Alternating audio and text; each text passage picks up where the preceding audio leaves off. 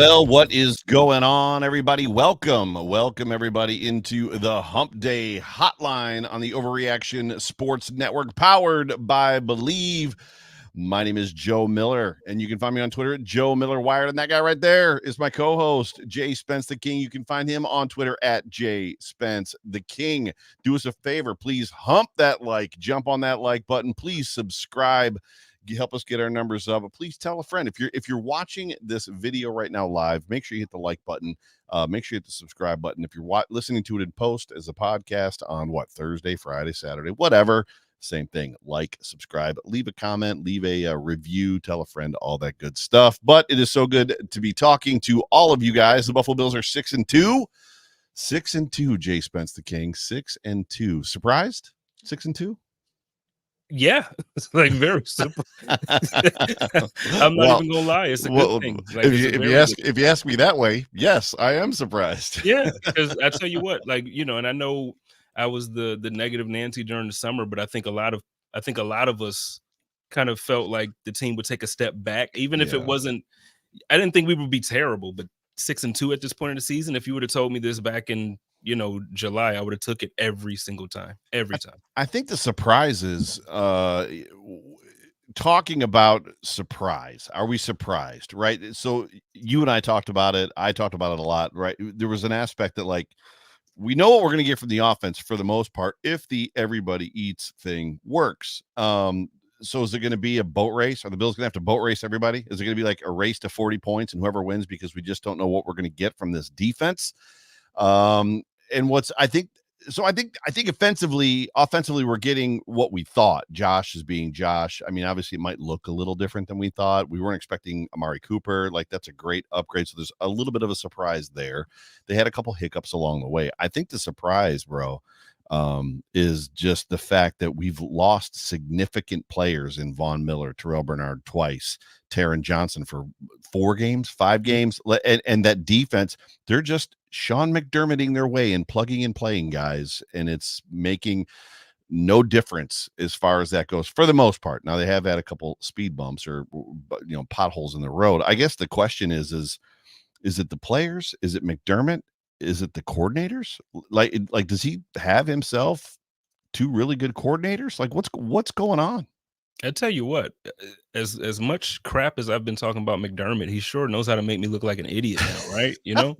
Like earlier in the season, I'm ticked off because he's making, more weird decisions in Right. game or at the end of the half or at the end of the game decisions, and it's like, oh, fire McDermott. That's me on Twitter. Next morning, fire McDermott. Then he goes out and he's like, he's like you mentioned, plugging and playing. We're getting over injuries. Still 6-2, suspensions 6-2. You got guys out there.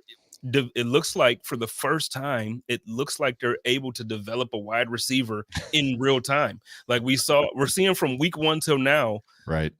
And I know I don't want to get too far ahead, but it's like you're good. You're seeing a development happen way ahead of time.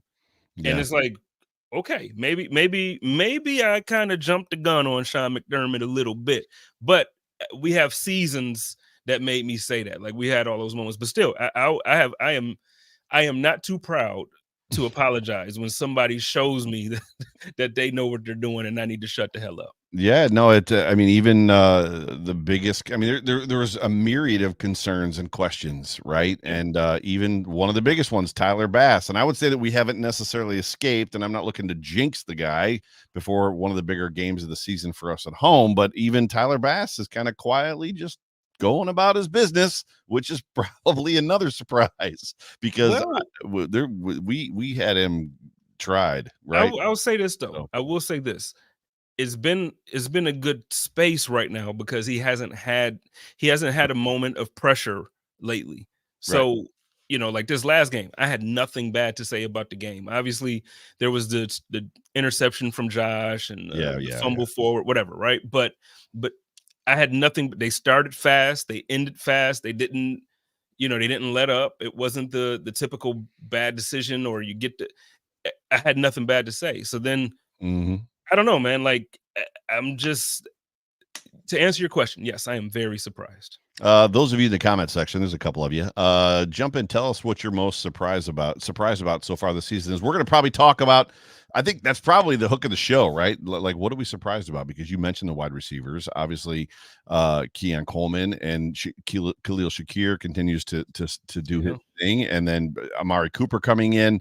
We're probably surprised that Curtis Samuel is not as good as we thought. Which, by the way, this goes back to when we signed him. I said on Twitter, and it got bookmarked a billion times. This seems a lot like the Jamison Crowder signing to me.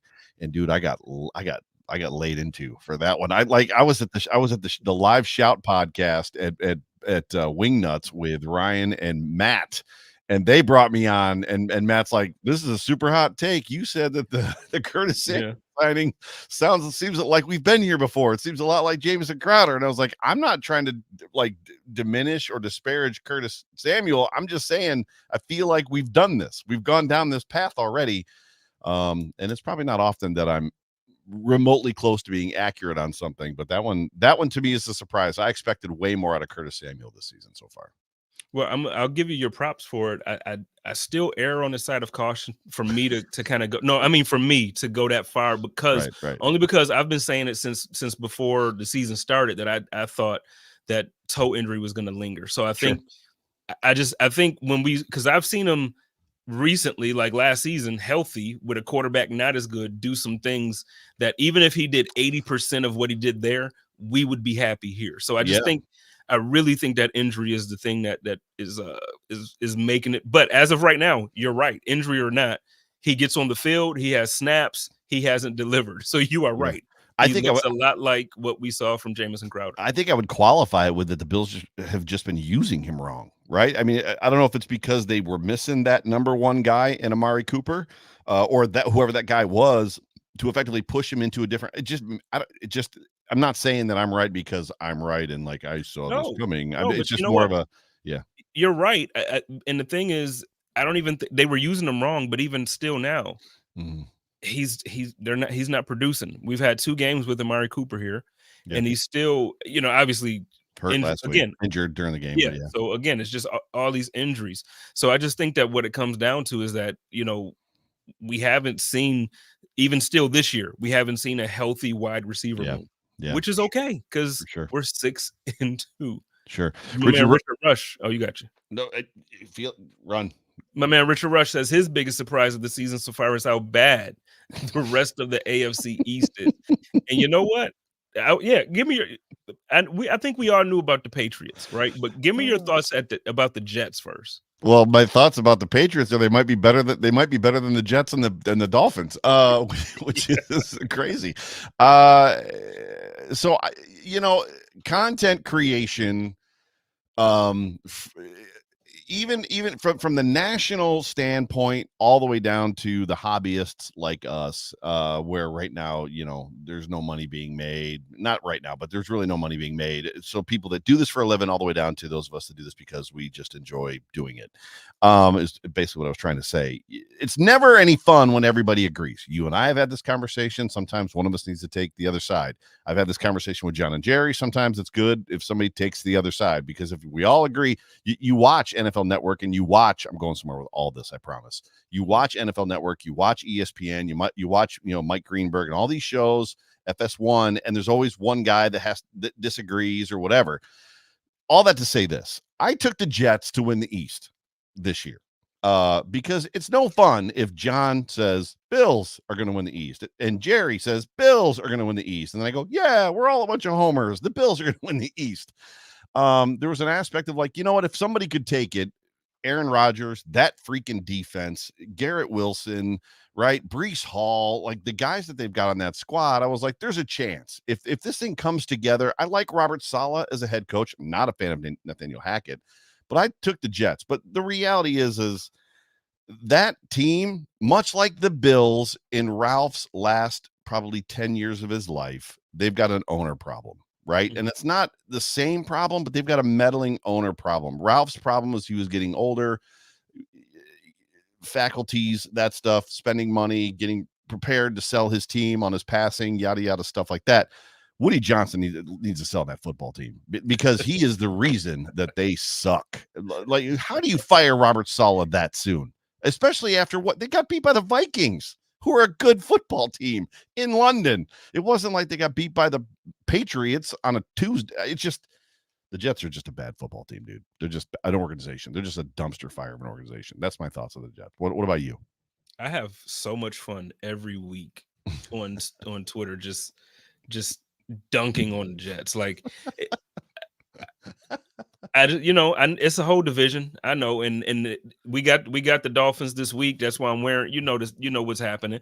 But it's just there's just something about the Jets that just is so much fun to celebrate their demise. But I will tell you, the Dolphins are surprisingly fun to have, like, to watch right now. I know the injury to Tua kind of is what sparked them being bad, but it's just funny how, like, everybody, all the Dolphins fans were like, well, Tua's going to be back. Then when he's back, we're going to go on this 9-0 run. We're going to sweep the rest of the doggone schedule. We're going to make it all the way to the Super Bowl. We're going to win the Super Bowl.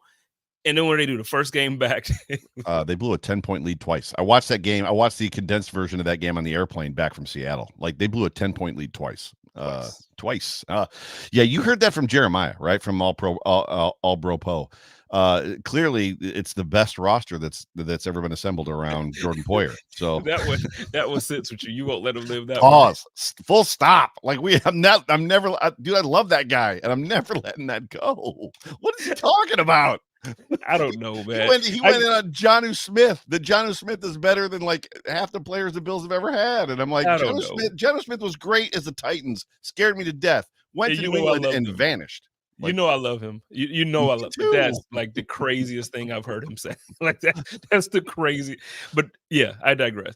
Anyway, that comment from Rich is right. I think again, if you would have told me the Bills would be 6-2 and we could potentially we could win the division by like another week or two, like insane. It's week 11, right? If the Bills win out by week, and we'll talk about that in a second. Travis Cyos, our guy, says, I'm surprised how well the defense is taking away what the offense does well. He means the opposing offenses. It helps when the Seattle Seahawks come out and basically run their offense into the teeth of your defense. Like we talked about on the postgame show, surprised that Seattle didn't run the ball at the Bills. They've got defensive line, not issues, but they're a little bit lean there, right? They've got some stuff going on. Linebacking crew was Dorian Williams and Balin Spector, and Dorian's somewhat injured. Behind them is Joe Andreessen. And what do? You come out throwing the football at our corners, and our corners are some of the best in the league. And last week, man, that was the thing that I told you I was concerned with when you're talking about that team. I'm like, look, good running backs, and Kenneth Walker is a good running back. Very good. And so, like, we had this whole talk, and listen, they didn't do it. Thank you. You helped the Buffalo Bills. You helped the defense. You helped the stats. We look a lot better on the season than we did before coming into that game. Thank you. But man, I just that's one of the biggest shocks of the season for me right now. Is just the way that game was played. I really thought that it would be a completely different game, but top to bottom, man, I thought, again, aside from the interception, and then you had a couple moments that I'm sure everybody wishes they could have back, but I have nothing. It's a surprise to be halfway through the season and to feel really good at this point about I have to. There's a lot of apologies for me going on right now, like a whole bunch of them. Still not tomorrow, but a lot of them. Take that one. My man Jimmer T44 says biggest surprise is how effective Ray Davis has been as a rookie. Makes a good 1-2 punch with Cook. I agree. I like him.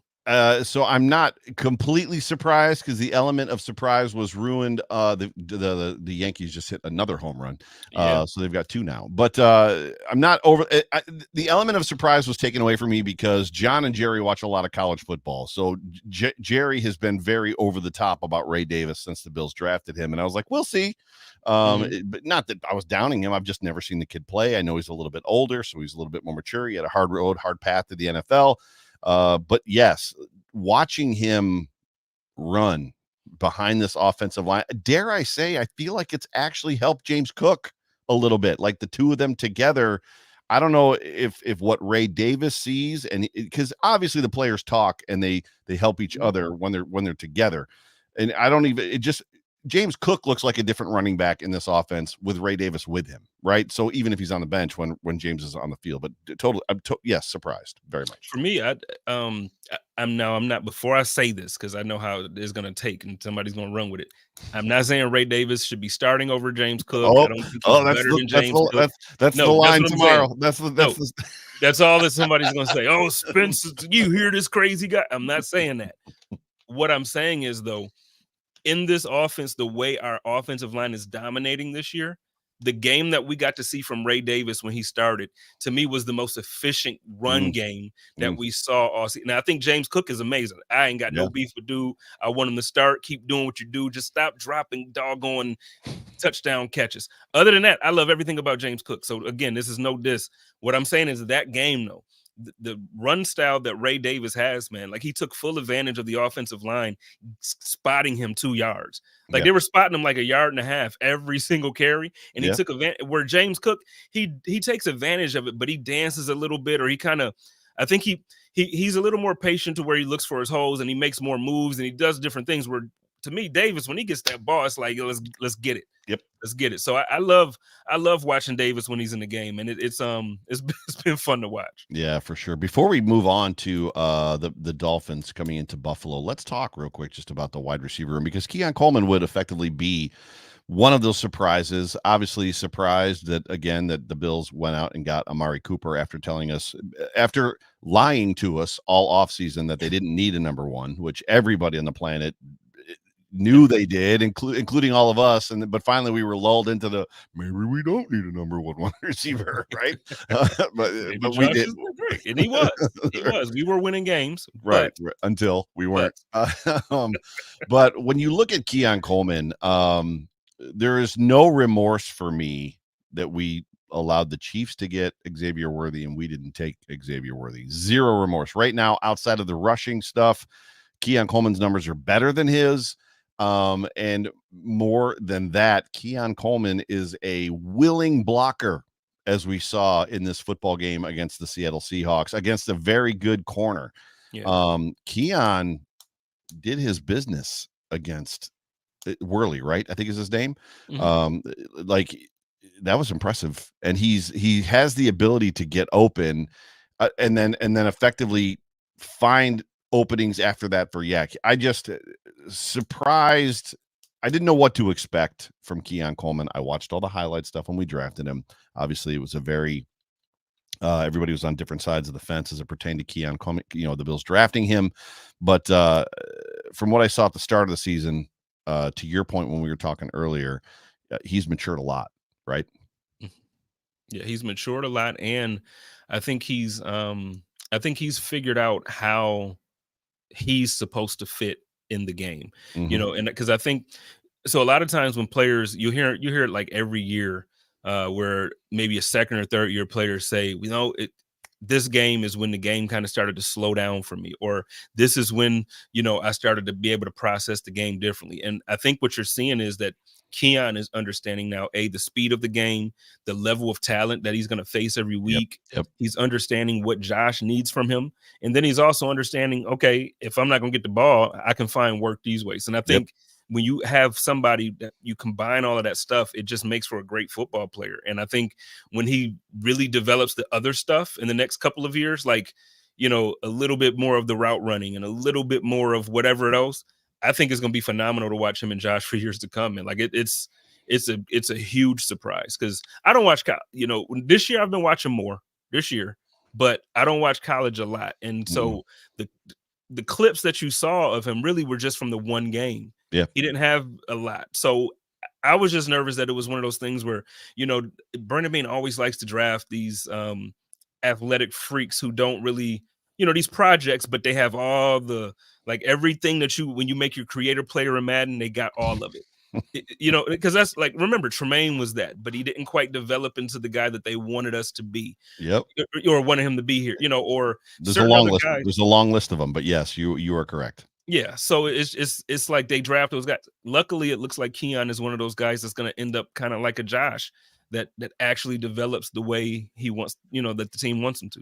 Yeah, it's funny because I have a little bit of the only buyer's remorse that I have for Keon Coleman, and it's unfair to him, is since Russell Wilson has gotten inserted into the lineup, he has made, or George Pickens has made him look like a maniac quarter. Like George Pickens, anything that comes at him, it's almost he has whatever the super glue is that they're putting on George Pickens' gloves when it comes to those contested balls, because Russ is just throwing it at him. I don't know where you are, but you're over there somewhere, and I'm going to throw it, and Pickens is coming down with it. And Keon has had a couple opportunities. He's had a lot of contested balls where Josh is trusting him. He hasn't caught all of them. He's caught a bunch of them, but if he can get there to where he's catching the majority of those, even more so than he's catching, if he's catching what he's catching now, it's great. But if he gets to the point where he's catching even more of those, like one-handed back shoulder ones, yada, yada, yada. This is a weird observation when it comes to Keon Coleman. And I don't know if I'm the only one that thinks this. His running style, and to me, looks a lot like an unrefined Stevie Johnson. Like the way that he's kind of upper body centric, the way that he kind of jerks when he's trying to juke and stuff like that, when he's moving around in space, versus more of a smooth Freddie Jackson, like where he just more glides, if that makes any sense. Like he's got a very, Marshawn Lynch had that kind of herky jerky thing too. But when he runs, to me, he just reminds me a lot of Stevie Johnson. Now, he's not, in my opinion, as refined, like I said, of a route runner that Stevie was when Stevie came out of Kentucky, I think in the 7th round. And Stevie's knock, the reason the Bills got him so late was because he wasn't super fast, right? Stevie made a living on separation and winning with his routes. But yeah, super, super cool stuff. I don't know if you got any final thoughts on just the wide receiver room in general before I run over to the, or before I pull up the injury report, but no, I'm happy.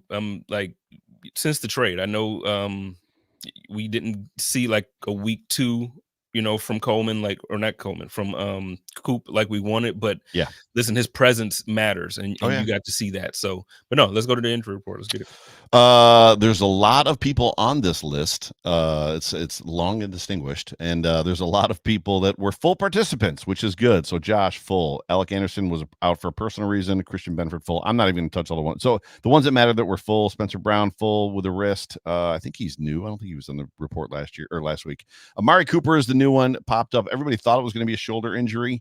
He apparently has a wrist injury. The most bizarre thing about this sequence. Did you watch the pressers today?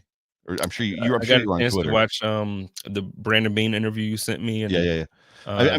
I didn't get the pressers. I'm sure you saw the tweet. McDermott comes out and is like, Amari Cooper will not practice today, and then Amari Cooper practiced. He didn't practice full, but he was limited. And everybody was like, "What just happened?" Reggie Gilliam. Go ahead. No, I didn't see that. Yeah, Reggie Gilliam with a hip was limited, and then Curtis Samuel was limited. And the good news is where he's on this list somewhere. Terrel Bernard was limited as well with ankle and pectoral.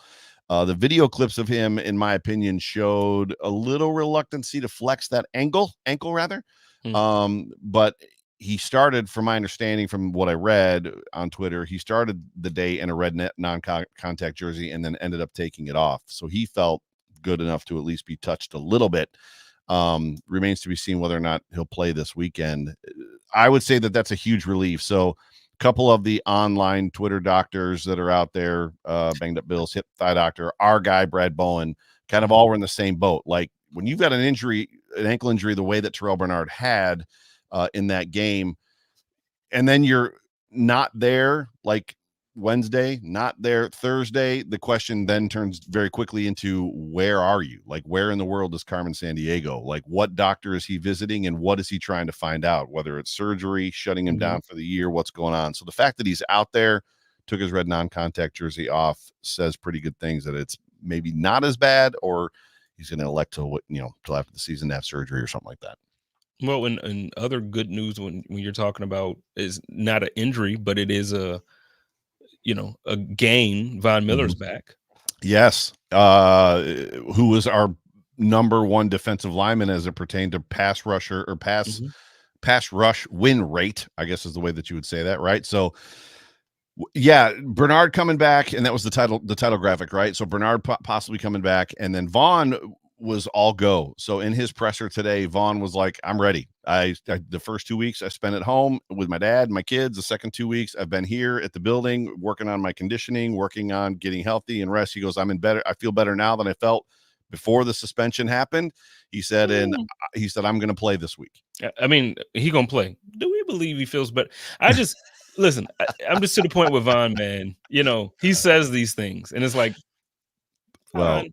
he owned one of the things today in his presser too. They asked him about his thoughts on being out or being gone, and then Amari Cooper, like them making the trade for Amari Cooper, and he was like, "Yeah, that was great, those negotiations." And I don't remember exactly how it was framed. I can't remember off the top of my head, but effectively, you know, did he know about it? And he's like, "I was not in on those negotiations." He's like, "I'm 0-3." So it's probably best that I'm not in on any of those negotiations.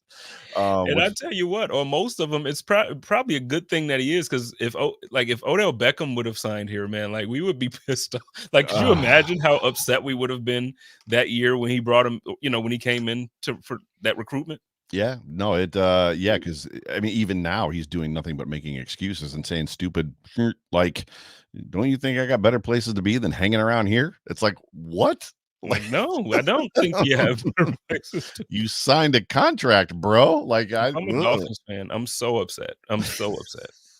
I'm a Bills fan. I'm not upset. Oh, another thing. We talking about injuries and stuff too. Diggs, what are your thoughts on? So, Because it's a rough thing. yeah, I will never. So, all of the Bills jerseys that we as Bills fans own and collect and whatever. I'm most disappointed. I had a black Willis McGahee jersey, a blackout jersey that was just black with black letters and then the white outlines, and I sold that at a garage sale. I hate myself for doing that, specifically because he has won a Super Bowl and is going to go to the Hall of Fame. But all the other ones, it's like, yeah, whatever. Maybe spikes. I wish I'd have kept my spikes. I will never get rid of my Stephon Diggs jersey. I mean, I love Steph. I love what he did for this team. He was so fun to watch as a Buffalo Bill, regardless of how everything went down. My heart hurts for him, right? I mean, he forced himself out of a situation in Buffalo.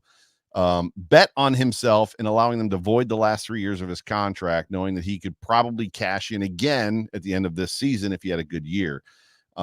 So sad. However, you saw what I tweeted before I took it down when there was the parody account that said on Tuesday that he was injured or out for the season, or Monday that he was out for the season. There was just a false report out. My biggest fear for him, and I said this before, my biggest fear for him is Stephon Diggs has the numbers with Minnesota and the Bills. And if he went to the Texans and stayed there for 3 years, he would have the numbers, even if they don't win a Super Bowl, longevity, duration, production, to potentially make a bid for the Hall of Fame. And my fear is that he goes to the Texans and then he goes to another team and then he goes to another team and then he goes to another team, and it just turns into a journeyman. But with the injury, you're talking 12 months, 18 months.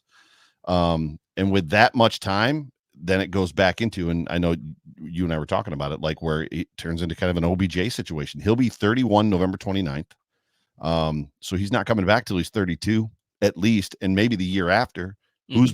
How much money is he making? How many teams is he going to be on? When's he going to be healthy? It's just a sad, it's not the way I want to see his career end. Right? Yeah, and I think for me, and I'm not saying his career's over. His career's not over. I just don't want to see the next 3 years of, like, I don't want to see this. This is what I want for him. But when you think about it, at a high level, it's going to be tough. It's just going to be tough to be somebody's 1 or 2 at that point coming back. And not that Steph can't do it. Like, he's the kind of worker. He's that athlete mentally that he can do it. He can come back from it. Guys come back from ACL injuries, but it's just a tough situation. And your point there is actually the thing that I was confused about when it came to him wanting out of Buffalo, because in my mind, okay, it's about winning. Bruce says it almost every doggone month. It seems like, football takes a lot of skill, but it also takes a whole lot of luck. And sometimes the luck goes your way, and a lot of times it doesn't. And so far for the Super Bowl, it hasn't gone our way. But you want to be on a good enough team to be in the conversation when luck can happen. And I think the combination of Stephon Diggs and Josh Allen, to your point, Hall of Fame, if he would have stayed here for the remainder of the extended contract that he had, you can't tell me by the end of that he wouldn't have been a Hall of Fame You know what I mean? Like, and Yep. that just He'd have I just 1,000 don't yards this understand. season without getting injured. He'd have 1,000 yards this season with 100 and something targets. He'd have 1,000 yards next season with 100 and something targets. And then Mhm. eventually the Bills would draft somebody, right? As he's waning into those 32, 33, 34 years, and then he become the complimentary guy that is doing that Cole Beasley thing, right? And probably pushing 700, 800 yards. Yes. And which is still he's going to be valuable to an NFL team. Like, Yeah. that's gonna happen. Yeah. But what I'm saying is he had the opportunity here to really be the one extended, to be the one. I don't know. It just it blows my mind. I feel for the guy. I know, obviously because of the way things ended, there some people didn't have some great feelings about it. But listen, nobody wants to see him go down like that. Yeah. I also firmly believed that with his time here in Buffalo, that I think he enjoyed being a part of the Mafia and being, regardless of how it ended, that if he were to play 3 more years someplace else, or 4 more, or 3 years and then a 1, that he would retire if he got to the Hall of Fame, that he might go in as a Bill. Like, that was just more of that to me would be great, right? Because I know that I don't think he has any great connections to Minnesota at all.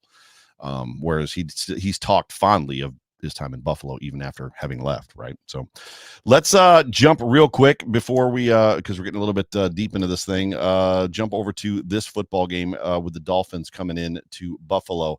Backed in a corner, super desperate. We laughed about kind of the showing they had this past weekend, giving up 2 10-point leads. I'm oddly not nervous. I feel like the Bills know how to handle the Dolphins.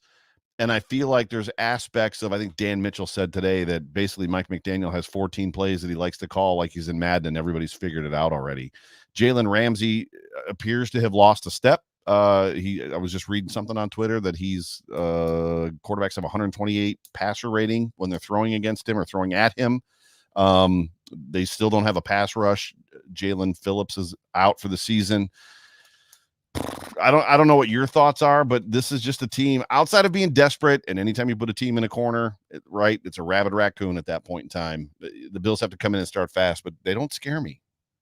Well, I don't want to come across too optimistic or overly confident, but I will say I feel good about the game. Mm. But this is the moment that I really feel like I should be the most nervous, is because, like, the games when I feel like, man, we're better, we're supposed to like the games that we're supposed to do things a certain way, those are the games that I typically lose my mind on Twitter for 3.5 hours and everybody's laughing at me trying to figure out why I'm crashing out. But it's because in games like last year against the Broncos, in games like last year against the Giants, games that you go into it like, oh, we got Josh, man, we got Von is back. Oh, this is happening. Oh, this is yeah, Bray Davis is running. Like, we're talking about all these things that we're doing great, and then that's the moment when, like, Roy Collins in the comments say, desperate teams do desperate things, and it could be one of those things where it's a classic trap game for the Bills. But I am going to go into this game, Joe. We are going to shut down the division in 2 more weeks or 3 more, whatever. I think 3 more weeks is the actual how it can really happen. We're going to do it. So I'm saying we're going to win this week. And I don't think the hard part of the schedule is going to be that hard. How about that? We're going to talk about that next week, though. I feel like the hard part kind of already happened outside of the Chiefs and the Niners coming up. But the game you're talking about is the Colts next week. So going to the Colts with the Chiefs coming in the week after. That's the one where it's like, oh, the Chiefs are over there. Right? So, but let's win this football game and get it out of the way. And once we get this game out of the way, I texted this to you earlier today. The race for the East is over. If the Bills win this weekend, the race for the East is over.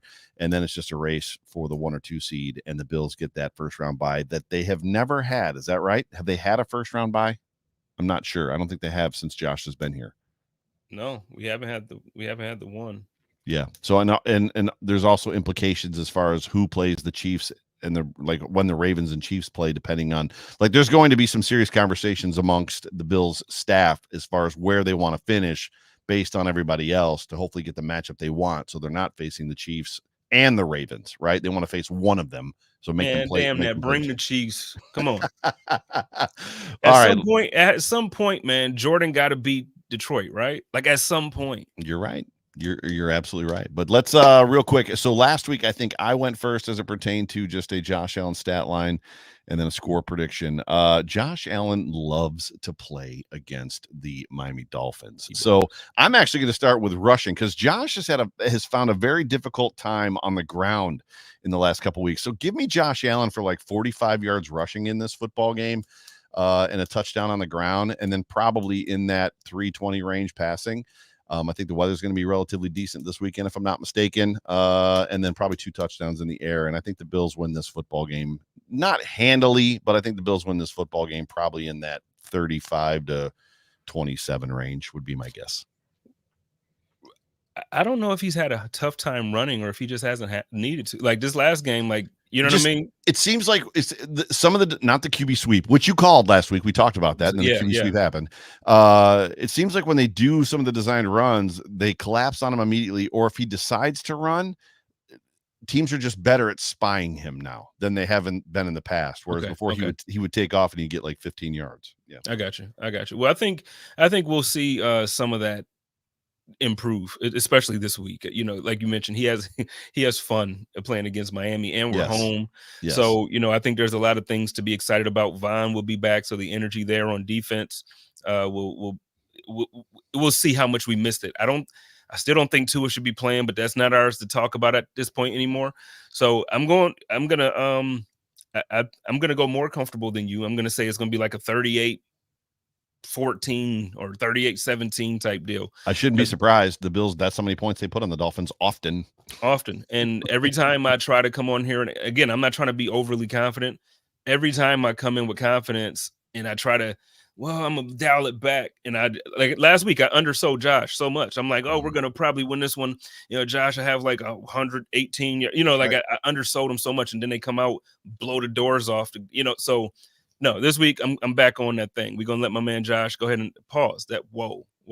We're gonna let Josh do his thing though. We're gonna give Josh like 320 yards passing this week if they don't take him out in the 4th. They don't bench him.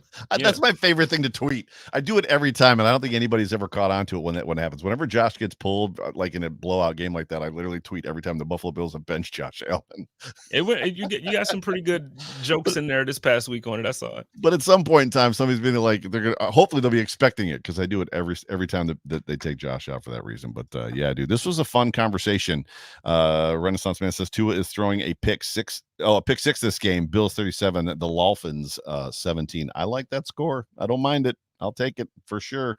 Anytime you can win by 3 possessions, it's a good day at the office, right? So fun conversation. The surprise thing was good. And thank you guys, all of you in the comments that added as well to that conversation. Ladies and gentlemen, thank you guys so much for tuning into the Hump Day Hotline on the Overreaction Sports Network, powered by Believe. Do us a favor, please hump that like. Please subscribe. Tomorrow, do not miss. Tomorrow, live on YouTube, Facebook, and Twitter, 8 p.m. The Big O Show with Jerry Ostrowski, your first preview of the Buffalo Bills Miami Dolphins game. Dr. Brad Bowen will be with him on that show as he takes a look into what he believes the keys to the game are and what he would do, or what he believes the Dolphins are going to do against the Buffalo Bills. But for me, for Jay Spence the King, for John, for Jerry, for all of us here at Overreaction, we appreciate you guys. We love you. Go Bills. Go Bills. Go Bills.